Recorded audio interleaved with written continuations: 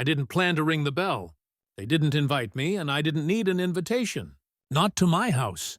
I stood at the gate, the one I'd paid for, engraved with their initials. Not mine.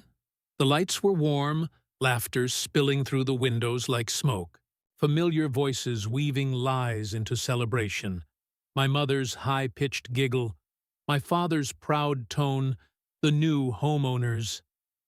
My hand hovered over the latch for a moment. Then I pushed it open. The noise inside faltered when they saw me. "Oh," my mother started, clutching her wine glass. "You came?" "I did," I said, stepping in, scanning the walls, the marble floor, the chandelier I'd chosen after my father complained about the price. Couldn't resist seeing what my money bought. No one laughed. 3 years ago, I was still trying to make them proud. Every promotion, every pay raise, every achievement, I'd report it like a child showing a drawing. They'd smile, say, "That's nice," and change the subject to my brother. He was the golden one, the dreamer who never worked, never planned. I was the planner, the one who paid bills, fixed problems, kept quiet. When they lost their old house, I stepped in. I told them I'd buy a new one for them to live in. "Temporary," I said, "just until things got better." They called me their savior. I believed them. It started small, mail redirected, a few calls. I didn't get a lawyer's number on the caller ID. Then my father forgot to tell me about the housewarming plans. I asked once. He said, "Oh, it's nothing big, just family." Family. The word twisted in my chest. A week later, I overheard my mother on the phone, her voice sharp and hurried. "Well, what's done is done," she said. She bought it, but it's ours now. I remember standing there, the phone still pressed against the wall. My breath caught somewhere between disbelief and disgust. It wasn't about money. It was about erasure. They hadn't just taken what was mine. They'd rewritten it as if I never existed. I didn't confront them. Not yet. Instead, I called my lawyer. Quietly, I reviewed the deed. Every signature, every clause. I owned the land, the structure, everything within its walls. They were just occupants. I smiled for days after that. They thought it was peace. It was preparation. I changed the locks on the accounts, redirected the property tax bills back to me, set up a quiet transfer notice, the kind that gives tenants 30 days before eviction. I made sure the timing was perfect, 1 week after their big party, because revenge tastes best when served before dessert. I walked through the crowd that night, eyes following me like flies.